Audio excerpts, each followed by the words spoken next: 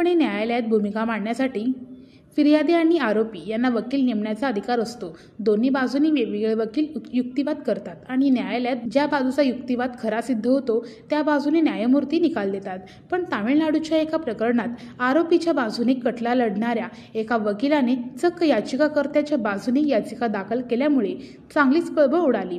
सर्वोच्च न्यायालयाने या प्रकारावर तीव्र संताप व्यक्त करत बार काउन्सिलला संबंधित वकील विरोधात कारवाईचे आदेश दिले आहेत। लाईव्ह लॉने या संदर्भातलं वृत्त दिलं आहे। तामिळनाडूमधील कथित कॅश फॉर जॉब घोटाळा प्रकरणाची सर्वोच्च न्यायालयात सुनावणी चालू आहे।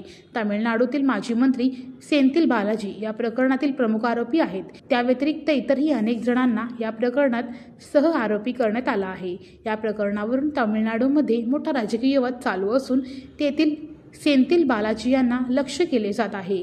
या पार्श्वभूमीवर न्यायालयात फसवणुकीच्या अनेक याचिका दाखल झाल्या असून त्यांची एकत्रित सुनावणी घेतली जात आहे। याच दरम्यान शुक्रवारी सर्वोच्च न्यायालयासमोर एक याचिका दाखल झाली। अँटी करप्शन मुव्हमेंट संस्थेकडून ही याचिका दाखल करण्यात आली होती। विशेष न्यायालयाने या प्रकरणात घेतलेल्या सुनावणीला या याचिकेतून आव्हान देण्यात आलं होतं। मात्र याचिकाकर्त्यांची बाजू मांडणाऱ्या वकिलांचं नाव पाहून न्यायमूर्ती अभय ओक यांचा चांगलाच संताप झाला। त्यांनी बर कोर्टातच संबंधित वकील महोदयांना सुनावलं। वकील एन सुब्रमण्यम यांनी ही याचिका दाखल केली होती, पण या प्रकरणातील आरोपी क्रमांक 18 तर्फेही सुब्रमण्यम हेच युक्तिवाद करत होते। त्यावरून न्यायालयाने संबंधित वकिलांना चांगलाच फैलावर घेतलं। सदर याचिका वकील एन सुब्रमण्यम यांनी सादर केली आहे, पण आपणच आरोपी क्रमांक 18 तर्फे युक्तिवाद करत असल्याचंही त्यांनी मान्य केलं आहे। पण ही याचिका सादर करणारे वकीलच आरोपीचीही बाजू मांडत असल्यामुळे सदर याचिका रद्द ठरते। त्यामुळे ही याचिका आम्ही फेटाळत आहोत।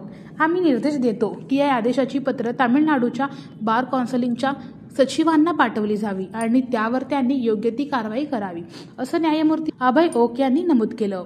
अँटी करप्शन मुव्हमेंट ही संस्था आरोपींना समर्थन देत आहे का? जर तसं नसेल तर मग तुम्हीच याचिकाकर्त्यांची बाजू कशी मांडू शकता? तुम्ही याच प्रकरणात आरोपीचीही बाजू मांडत आहात, आता तुम्ही अँटी करप्शन मुव्हमेंट संस्थेची बाजू कशी मांडता, असा सवाल न्यायमूर्ती वकील एन सुब्रमण्यम यांनी केला। आम्ही हे प्रकरण बार काउन्सिलला पाठवून गैरप्रकाराची चौकशी करण्याचे आदेश देऊ।